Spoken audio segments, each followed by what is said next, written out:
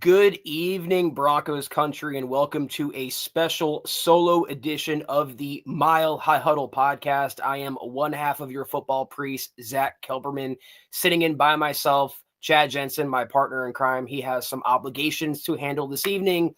So it's me with you, an extended extenuation, if you will, of Kelberman's Corner. I saw we got some love in that. It's love for that in the side chat. Really quickly, I saw William Shaw said enjoyed KK, by the way. Good show. Thank you so much, William. Anyone who wants to check out the episode of KK every week, Tuesday, noon, Mountain, become a YouTube VIP member. We'll get more into that later.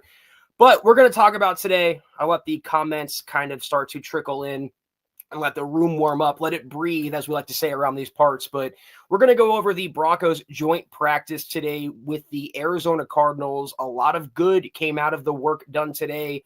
And if you guys watch KK, I said joint practices are more important and more valuable than the preseason games are. And Sean Payton kind of emphasized that today. So I'll say hello to a few people. I see Ernie Mays saying, hello, Jack. I know that's a typo. Appreciate you, Ernie. Test Prep, I'm going to start calling you that since I butchered your name. I'm here to party. Appreciate you joining us tonight. We got Sam Bam already blessing us with your presence. $20 super. Thank you so much, Sam. Evening, Zach. 3 weeks until the NFL opener and 2 weeks until my fantasy draft. Football is back. Go Broncos. 11-6 and a playoff win. Sam, I don't know if you saw it yesterday. Colin Cowherd, best friends with Sean Payton, predicted the Broncos would win the AFC West. That's coming off the heels of the USA Today predicting the Broncos would win the AFC West. So there's definitely some national momentum for that to happen. And I'm glad that you're not like these negative Nellies that are jumping off the bandwagon because they didn't put up 500 points in preseason week one. I am pumped for the opener. I'm pumped for Saturday's game, even though the Broncos won't play any of their starters. We'll get into that in a little bit. And the fantasy draft, we have an exciting announcement coming up soon for anyone who does the MHH Fantasy League. We're kicking that back up for another year. We'll have more info for anyone who wants to join. Reach out, email, DM. I'll get you in if I can. But that is coming up, and I'm just happy, Sam, it's football season. Fantasy football, real-life football, best time of year. The Ronk, so good to see you, buddy. What's going on? $5 super. Good evening, Chad and Zach on the MHH podcast. Go Bo Broncos. Michael, it's just me solo this evening, and you have another comment. Thank you, Ronk. I am excited to be back on YouTube on the MHH podcast after I changed my email account and my comments showing now for the MHH podcast. Go Bo Broncos. I am happy, Ronk, that you got that sorted out. Yeah, I don't know what's going on with YouTube changing everything. You guys might have to tweak it a little bit, but as long as you're here, I know who you are. We know who you are. That's really all that matters. David Youngkin's already saying, have a great night, everyone later. Hope your night's going well, David. Appreciate you briefly coming in the room with us this evening. And William Shaw, 999 super. You guys are already kicking us off quickly. I appreciate that. Just noticed that only 2 of our first 6 games are at home. Watch the All-22. Bo didn't have a bad game, just a couple underthrows and a business decision. Made good reads. Go Broncos. Relax. Rust. Yeah, William, I believe you were. You said you were, and you made a comment on KK that Broncos country is panicking and it's never enough and people will just complain no matter what. And if they were just to follow more of what you do, that is put on the film and think logically and critically and not emotionally, you would have saw it wasn't the sharpest performance ever from a quarterback. Bo would admit to you he wanted a few of those throws back. The safety was a little clunky, even though the pressure was right in his face. Like you said, it was a business call, not much more he could do. The Sutton drop, that was not on Bo. That was a dime. He underthrew one to Sutton. That was on him. He had drops in the flat by his running backs. He missed RJ Harvey wide open. It was just a game of what ifs, William. And if they were to have just connected on 2 of those what ifs, the conversation would have been a lot different. They would have won that game even more so going away. So like you're saying here, relax. It was a little bit of rust. They'll get it off. And I expect to see a much more polished product in week 1 against the Tennessee Titans. Michaela Parker, the Duchess, dropping in a $49.99 super. Thank you so much, Michaela. You have no idea how much that means to me, especially doing a solo show without Chad tonight. We have Scott in the background, though, but we all appreciate you so much. Thank you. I heard Bo had his best day. The hell with the haters, MHH forever. That's right, Michaela. The hell with the haters. That is more on them. If they want to be miserable, that's their problem. We're optimistic and happy around these parts. And especially for what you just said there, Bo Nix responded. If you guys are still clutching your pearls over the preseason game, Bo had his best performance, I think, of all of training camp and the preseason for that matter. Today against the Arizona Cardinals in joint practice, he was locked in. The ball was barely hitting the ground. There was a couple errant passes. There were a couple running lanes that were clogged up. But all in all, Bo was commanding that offense to the extent that Jonathan Gannon, the Arizona head coach and defensive coordinator, went out of his way to praise Bo Nix, said they have a hell of a young second-year signal caller. And it was more outside affirmation that we needed to prove that Bo Nix is the guy. So that's my first takeaway. And I'm happy you brought it up, Michaela, that Bo Nix is back. And he really didn't go anywhere. But this is what you want to see from a young quarterback, because he is. I think he's the franchise guy. I think he has a long career in Denver, but he's still developing. And he's going to have bad days. He's going to miss passes. He's going to have some rust, and he's not going to look perfect all the time.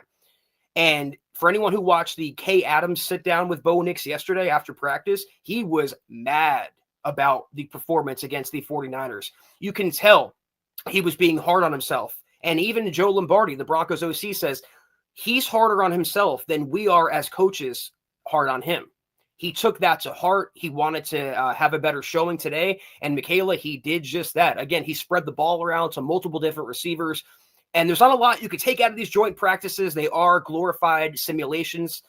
But he looked large and in charge and a lot more settled than he was in the first preseason game. That was my biggest takeaway, is that you want your quarterback to respond to any sort of adversity, big or small. And that game was a small bit of adversity.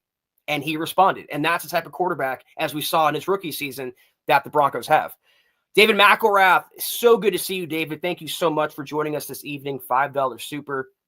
Good evening, Broncos country. Hashtag 10-7 plus. That's right. I'm so happy that you are still optimistic with your record predictions. Though I believe it's gone down a little bit, David, from 12-5 to 11-6. And now it's 10-7. So hopefully we can bring that back up. But good to see you this evening.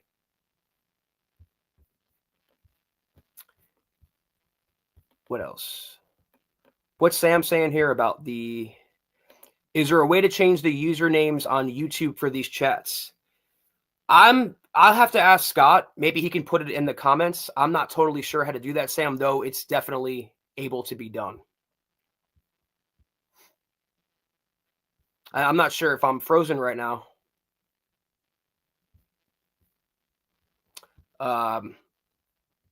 Phil is joining us. Let me just answer what Phil's saying about the injuries really quickly. Good evening, Zach and Deacon Scott. Any injuries reported today? There was the one injury that Nick Benito suffered, and I'm being told I'm frozen. Let me see what I can do here really quickly. Hang on one second, guys. I'm just trying to coordinate the video, trying to get it unstuck.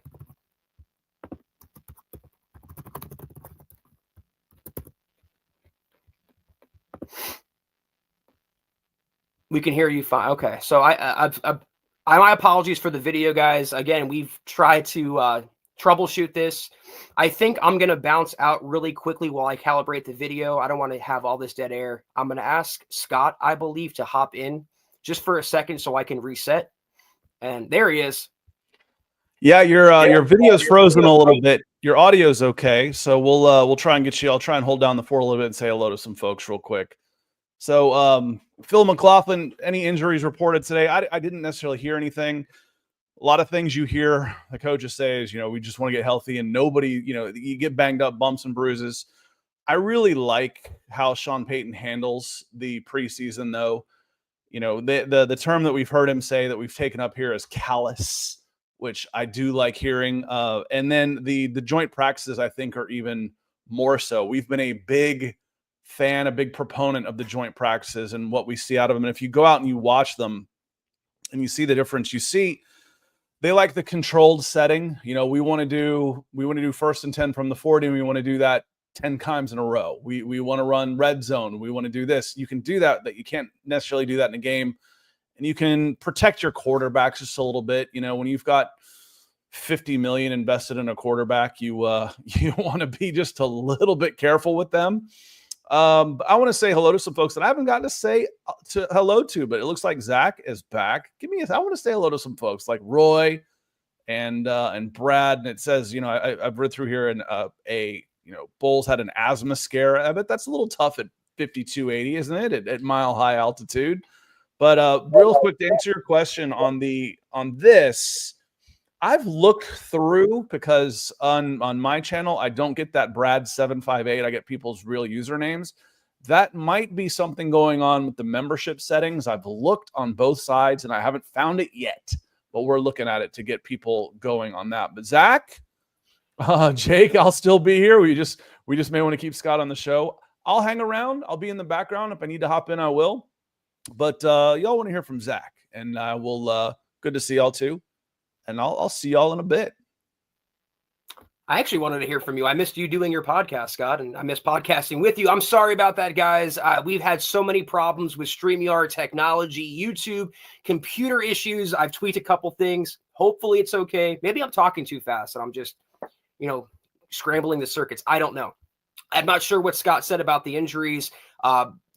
Sean Payton did say that Nick Bonito had a bone spur in his foot. He had a procedure for that done. Should be back next week, though. That's what he said this week for Bonito.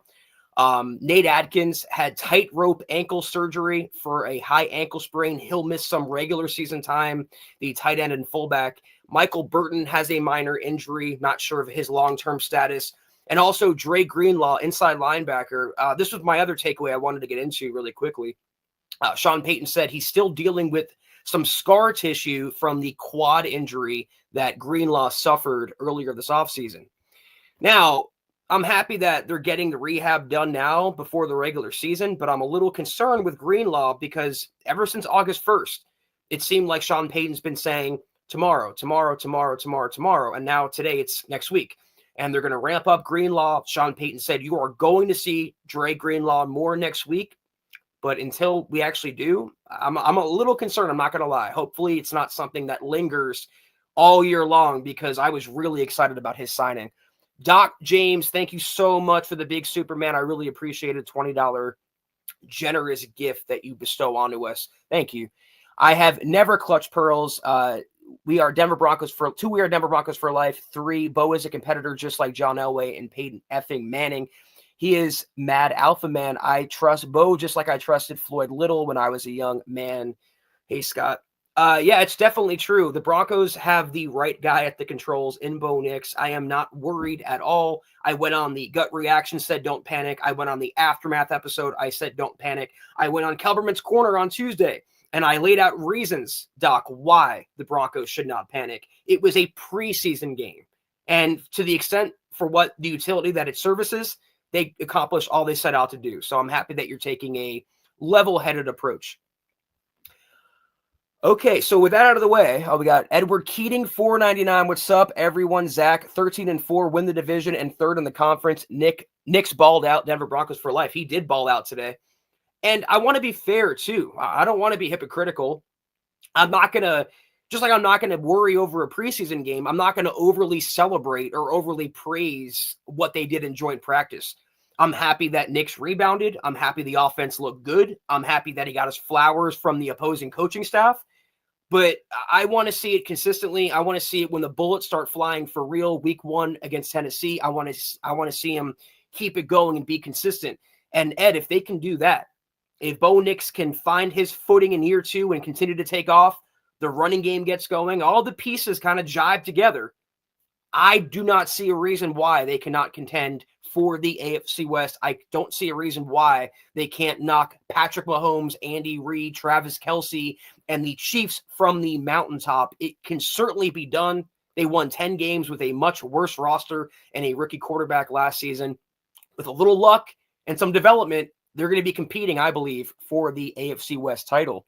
Sam Bam again, thank you so much, Sam. Yes, Zach, I did see that Colin Cowherd picked the Broncos to win the AFC West, mostly in part due to the Rashawn Slater injury, unlike Nick Wright, who thinks we're going 0-17.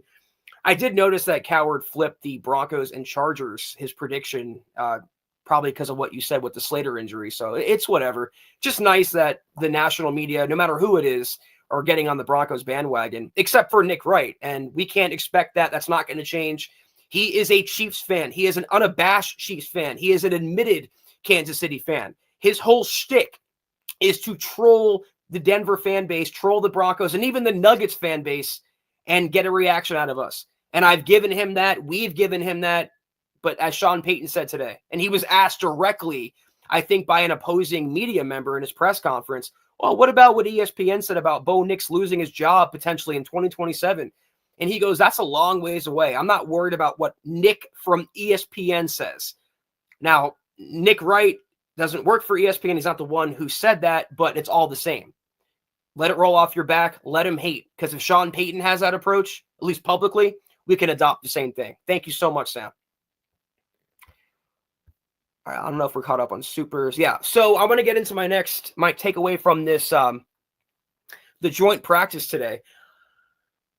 And it's something that Scott and I talked about. I'm glad he brought it up before the podcast, that the absence of Nick Bonitto has really put a spotlight on the lesser-known outside linebacker for the Broncos. And I say that because he wasn't a Pro Bowler last year. He wasn't an All-Pro. He didn't, get the national attention, but he's a damn good player, and he got a massive contract for his talents.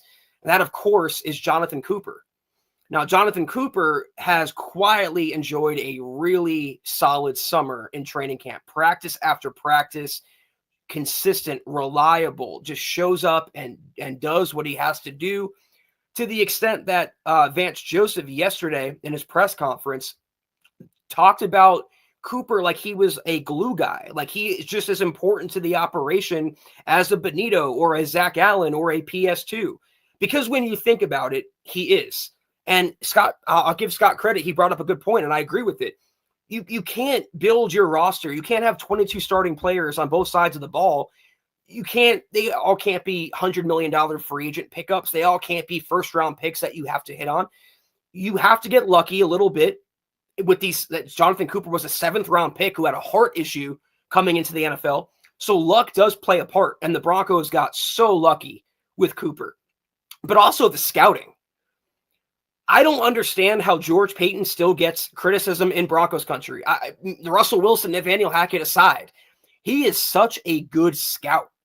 From the 1st round to the 7th round to undrafted free agency, the guy just knows how to find football players.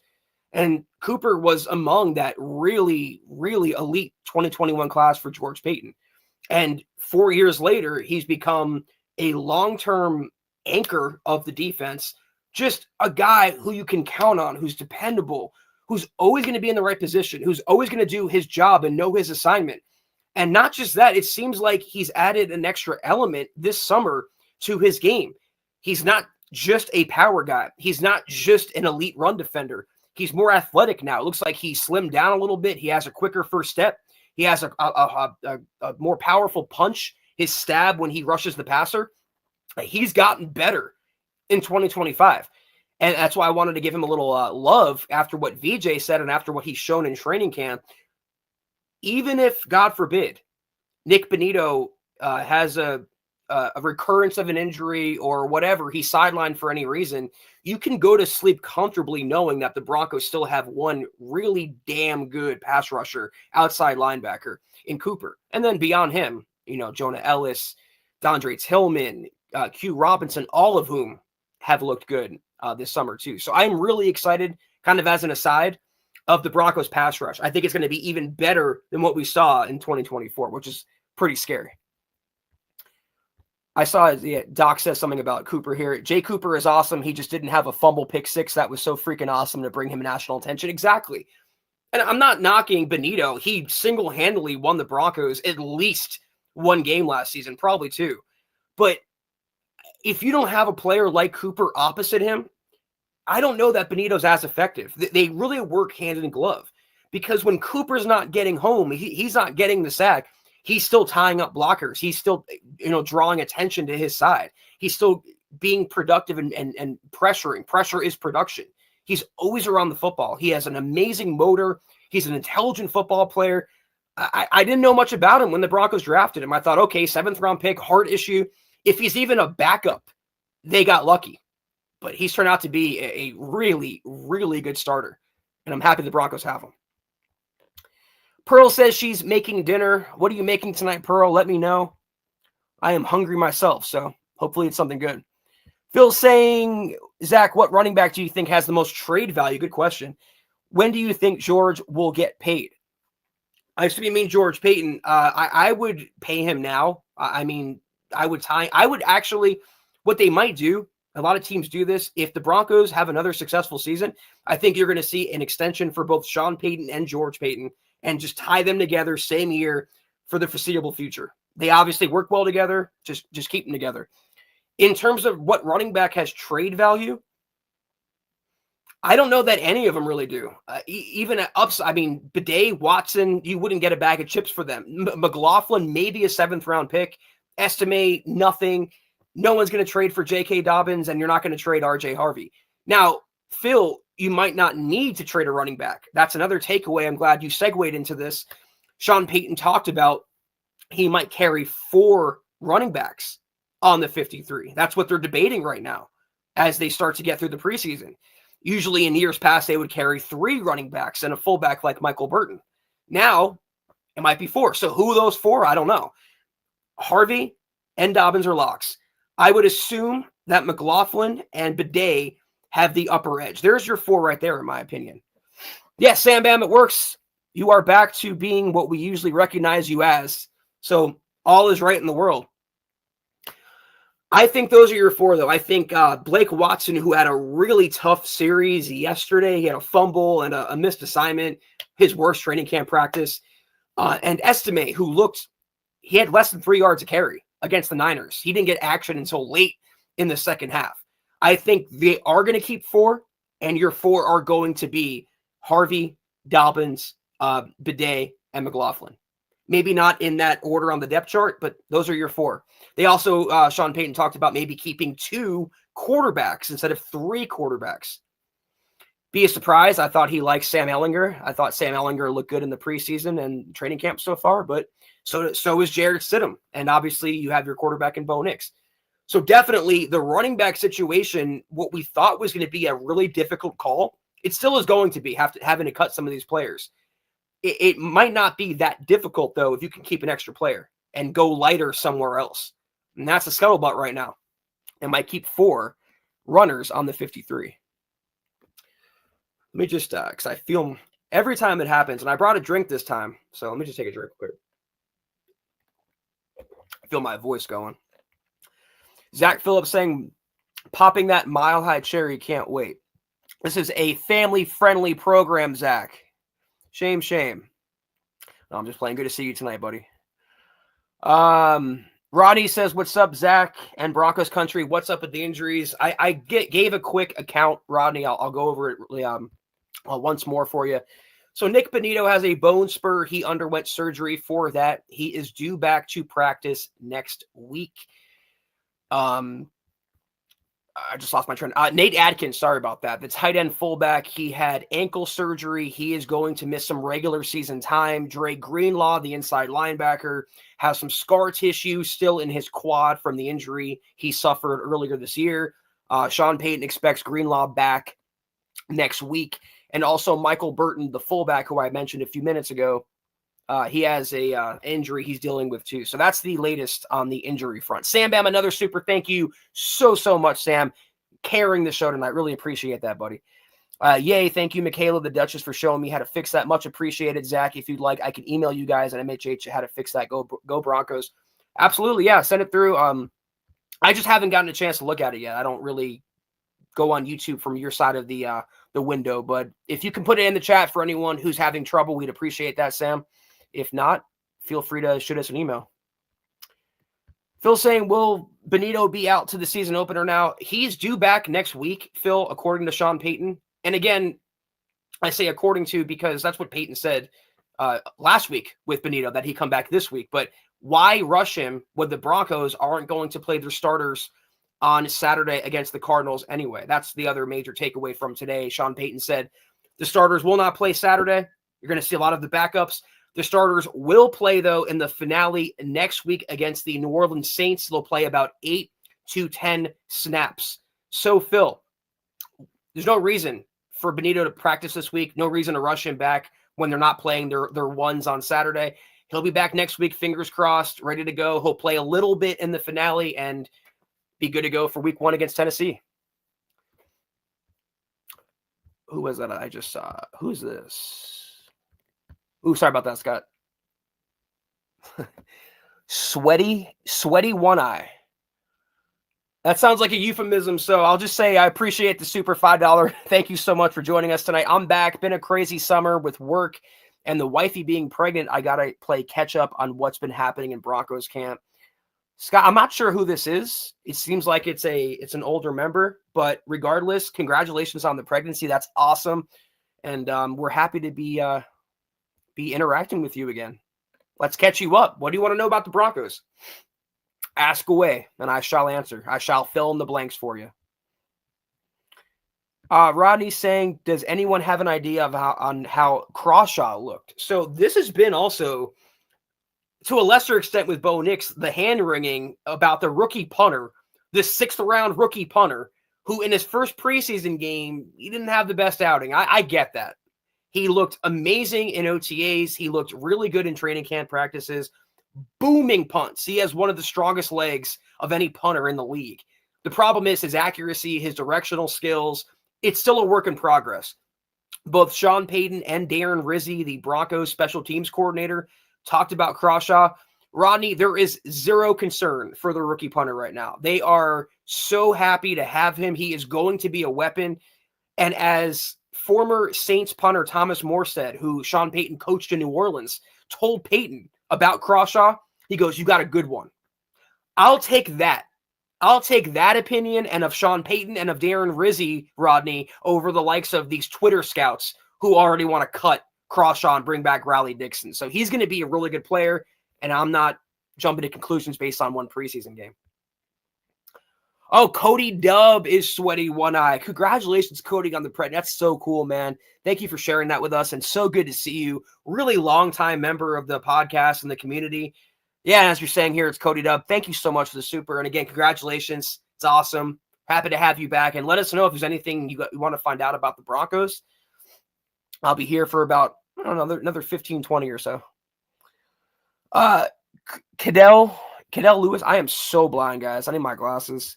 Cadell Lewis 1363 says, who is this guy? Kyrese Rowan they are talking about. He is an undrafted rookie wide receiver who, like a bunch of other undrafted rookie wide receivers, is trying to forge his way in the Broncos receiving room. He hasn't, to me, stood out as much as Joaquin Davis and Courtney Jackson have, but still another guy that could be a practice squad candidate. You can never have too many good young receivers around the operation. So we'll see how he looks. He's going to get a lot of playing time. Rowan will. A lot of playing time on Saturday against the Cardinals. We'll see if he takes advantage of it. I see Boss Man Jay. What's up, Zach? Thank you for the support on my podcast. You're welcome. Broncos Unchained is starting slow, but I'm learning episode to episode. Please check it out and subscribe. It's all free just for fun. It's not easy in this podcasting world, boss man. It's not easy at all, but I would encourage you. I know you didn't ask, but I'll tell you anyway.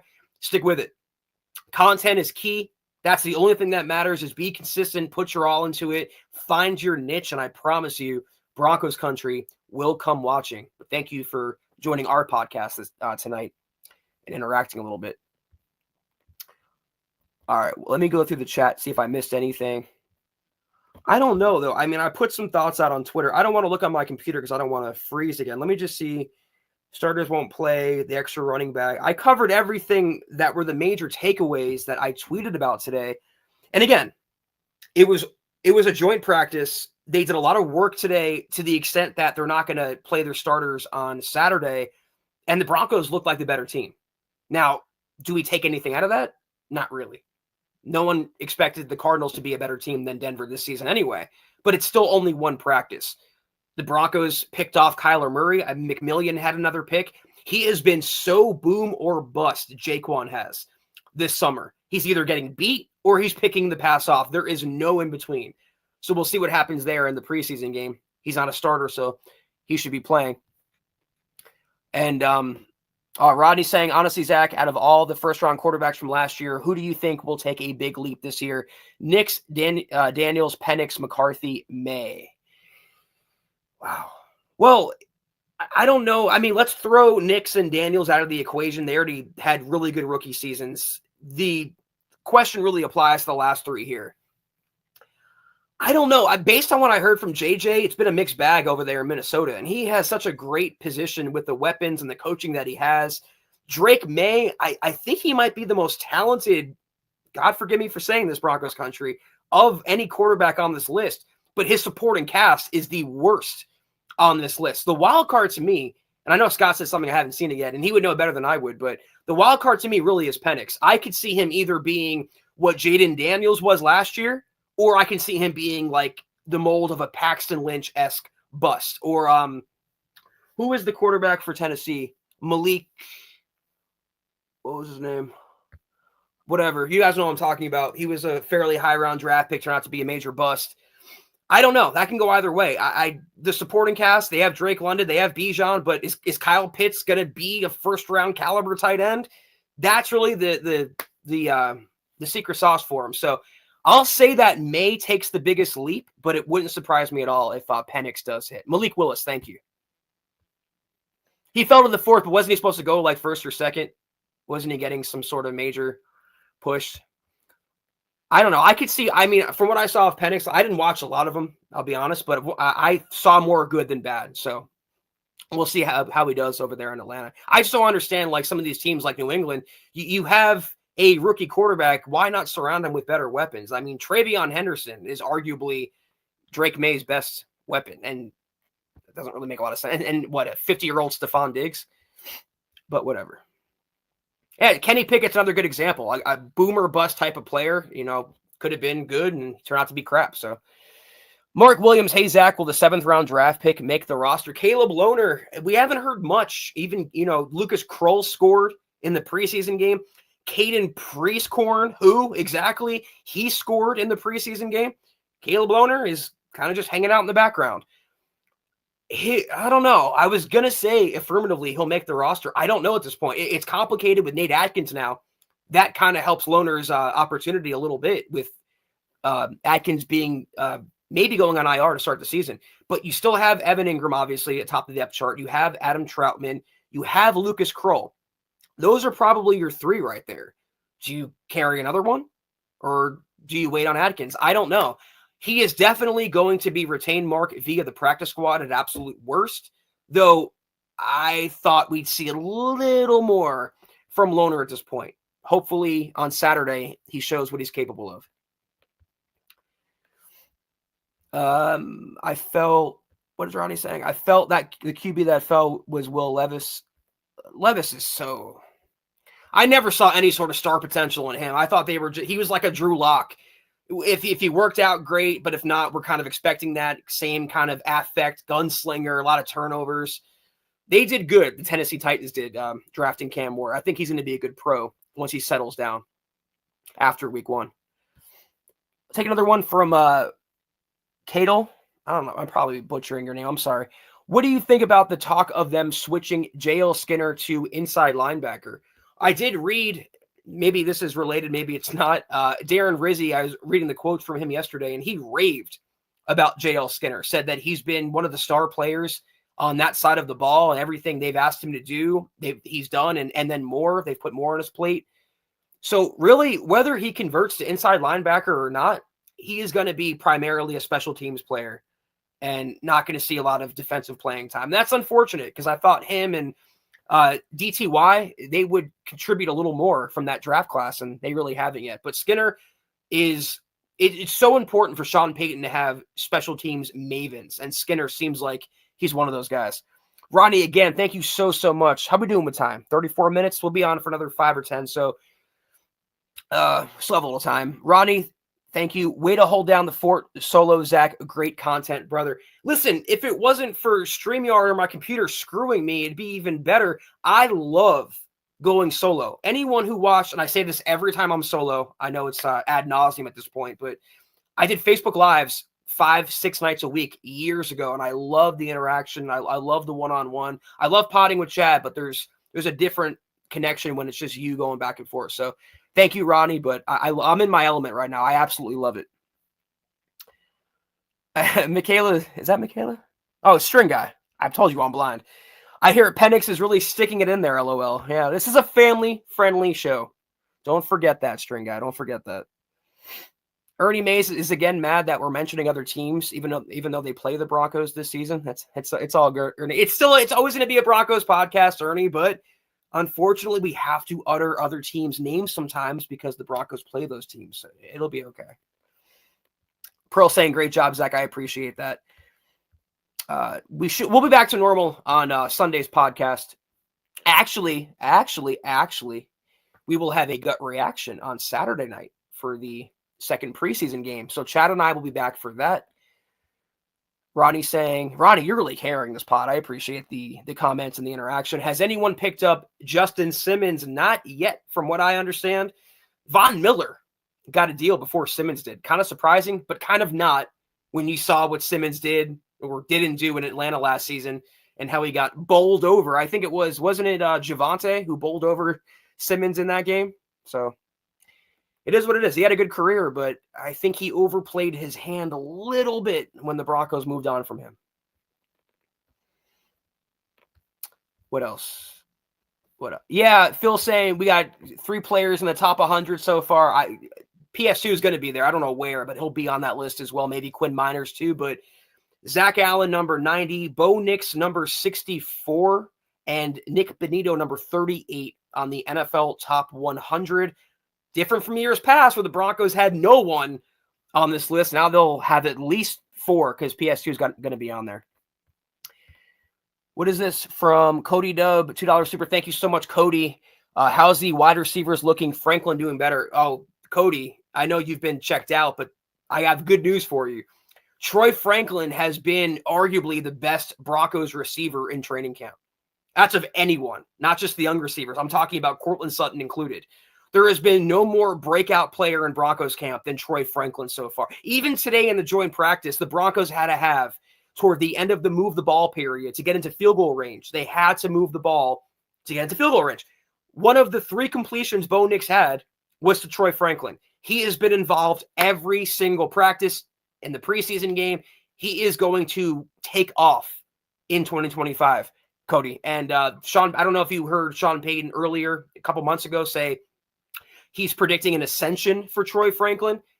You're seeing that it wasn't just smoke, that Troy Franklin looks night and day improved. A little more bulked up, just more sure of himself. His hands are a little better, more confident. He's going to be a fantastic player in 2025. Ronnie's saying, can't wait for the gut reaction. What else was that about the gut that I saw? What Saturday? Saturday, woohoo, Saturday is right. All right, yeah. It's going to be fun. We'll go out live right after the game. So what would that be, about 10:30 Mountain Time? It's a late one. It's a late podcast, but we'll be happy to do it and hopefully talking about another dominant Broncos victory. This is a good comment, and I might want to wind down on this one. Starting to slow up a little bit this evening. A.T. Perry looks like a stud if he can stay healthy. That's the thing, is that you can't make the club from the tub. So that's his bugaboo right now, is health. But he did get back on the field yesterday. He exists. He's a real player, A.T. Perry, catching some passes. Today, he did not practice. I assume it's just, acclimation and ramping him up into it.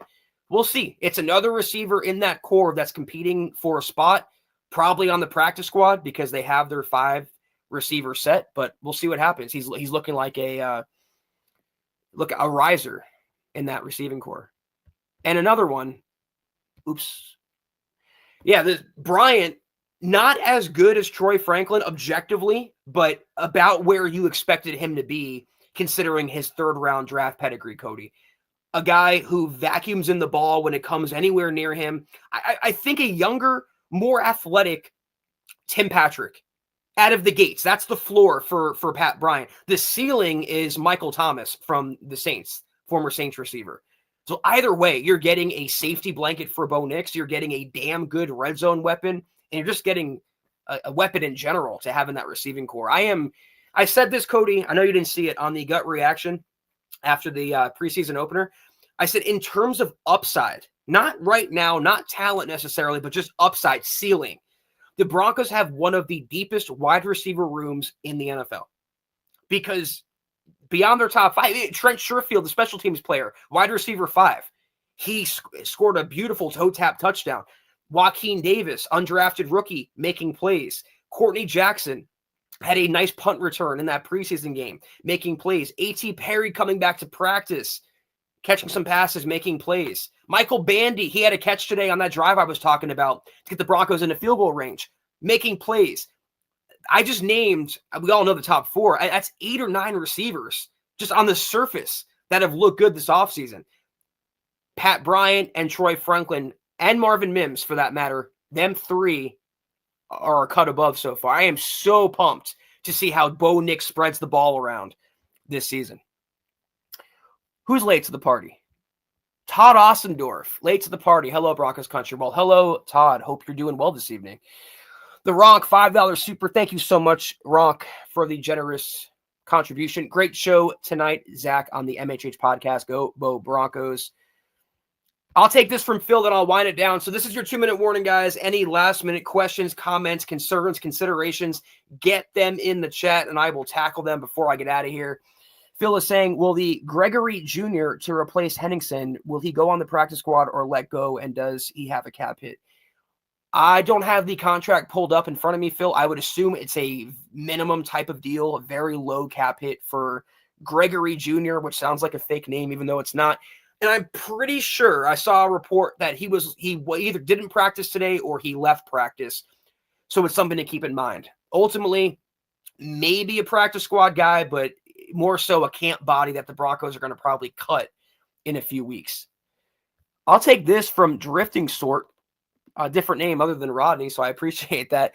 Who has the most to prove in this next game, Estime or Chris Abrams-Drain? Chris Abrams-Drain proves, he didn't have anything to prove. If anything, Damari Mathis and Jaquan have more to prove in that secondary. You're right about Estime, though, because you can make a case coming out of the first preseason game for every Broncos running back. You can't make a case for Estime. He looked worse than what Javonte Williams looked like last season post-knee surgery. Ouch. It was that bad. It was less than 3 yards and fall down. No wiggle, no explosion, no nothing. And I understand he's shown better than what we saw in that game, but he right now, in my opinion, Drifting Sword, he's on the outside looking in. And if he wants a spot on the 53, if he wants any playing time, if he wants to see the ball in 2025, he better go out there. You're a second-year pro now or whatever. You better dominate third, fourth string scrubs of the Cardinals in the second preseason game. If he doesn't do that with his extended playing time, with Dobbins and Harvey not playing, that's your answer right there. The Broncos just cut him because they have other players waiting in the wings that they like Tyler Bidet, like Jaleel McLaughlin, like Blake Watson. So yeah, most improved in this game, definitely. Top of my head, I'm trying to think anybody else. We talked about some of the wide receivers. I don't know exactly who's going to dress for the game, but top of my head, you nailed it. That's a big competition in the backfield. Sean Payton talked about maybe carrying 4. If Estime wants to be one of those 4, got to prove it on Saturday. Absolutely. Yeah, and Boss Man Jay saying CAD gets a stamp of approval from the one and only Chris Harris Jr. He looks a lot like Chris Harris Jr. So instinctual, such great ball skills, great arm length. Just when he breaks up a pass, it's effortless, like it's second nature to him. So I'm really excited to see what the Broncos have in him and Riley Moss and, of course, the rookie Barron. Todd saying we can't trade Estime for a 7th-round pick. Maybe someone sees his potential. Todd, if you're going off of the preseason game, what potential would that be? You're going to hand the ball off, get 3 yards, and live to fight for 2nd and 7? And I know I'm limiting Estime. I'm kind of crapping on him. I understand that, but it's show me. I don't want to hear about hype. I don't want to hear about potential. I don't want to hear what you did in college. I don't want to hear about how good you could be. I want to see how good you are. And I didn't see much of that in the first preseason game. Now, if Sean Payton does want to keep 4, or if they have some sort of trade option in mind, this is the game to audition Estime. This is the game to make him look good, to scheme him into a good position, if only maybe you can flip him. Right now, you can't. You're not going to get a 7th-round pick for a guy the Broncos are probably going to cut. Why would a team give up a draft pick for that? But if he dominates against backups and future USPS workers, then you can maybe flip him for a 7th or 6th. We'll see. But Drift and Sort nailed it in the previous comment. There is no player, in my opinion, and I might change my mind, I can't think of any other right now, that has more to prove on Saturday than Audric Estime. All right, did I miss anything? I guess, let's see what Scott's saying here. Estime fell to the 5th before the Broncos took him. Then they non-rostered him for a playoff game. True. Estime has no external value. Exactly. That said everything about him. You need all hands on deck.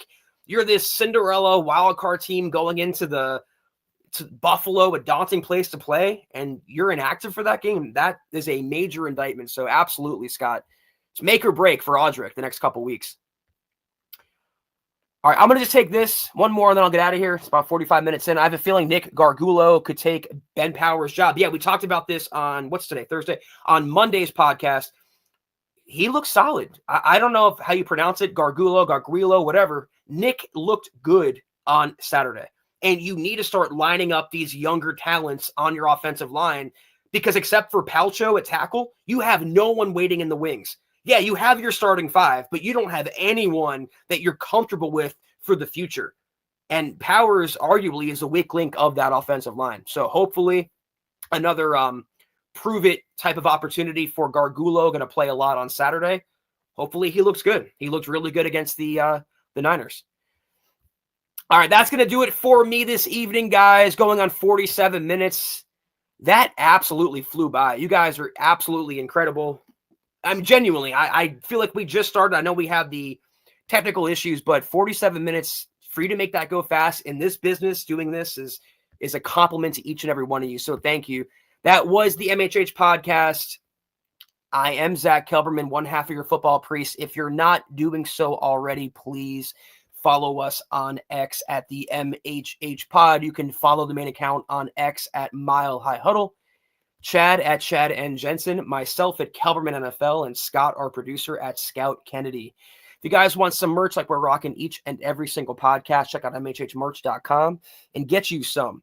If you haven't done so yet, please drop us a like at facebook.com/Mile High Huddle Pod. You can find us on Instagram at mile_high_huddle.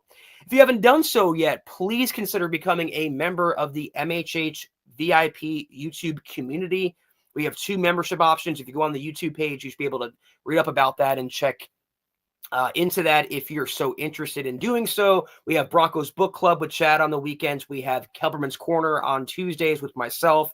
More stuff coming, exclusive shouts, Q&As, a lot of content, a lot of exclusives for you guys if you are a member. So check that out if you're interested. And if anything else, 3 most important things, as always, that you subscribe, you like, you share this video and every video you see on the MHH channel. It really helps us grow and reach more Broncos fans just like you. It's going to do it for me this evening, guys. I'll take one more cursory look in the chat. I appreciate that, String Guy. Yeah, the technical fairies are coming out for me. The demons are coming out to get me. I can't seem to shake it, but seemed like it settled down a little bit, and we had a good show, so I appreciate you hanging in there. We got a last-minute super from Michaela. Thank you so much, Duchess. $9.99. Heard Estime is very youngish and immature. Was my pleasure to help Sam Bam. A lot of players are young. I haven't heard much, except for that. I don't know if you heard the Philip Lindsay thing or whatever, Michaela, but based on what I've seen, and as Scott's saying, he turns 22 next month. He's not even 22 yet. Who was mature when they were 21? I certainly wasn't. I couldn't imagine being an NFL player with that responsibility, but he hasn't done anything outwardly wrong. He hasn't gotten arrested. He hasn't been a malcontent. He hasn't caused problems in the locker room based on what I've heard. He just didn't look good in that first preseason game. And Michaela, I think right now, he is on the outside of the 53-man roster looking in, but we'll see if that changes on Saturday. That's going to do it for me again, though, guys. I really appreciate you tuning in with me on this solo edition of the Mile High Huddle podcast. Some technical difficulties, as usual, we overcame. I appreciate you guys hanging in there. We'll be back, Chad and I will, on Saturday night for the gut reaction following the Broncos preseason game against the Arizona Cardinals. For now, have a great rest of your Thursday, great start to your weekend. Take care, and as always, go Broncos.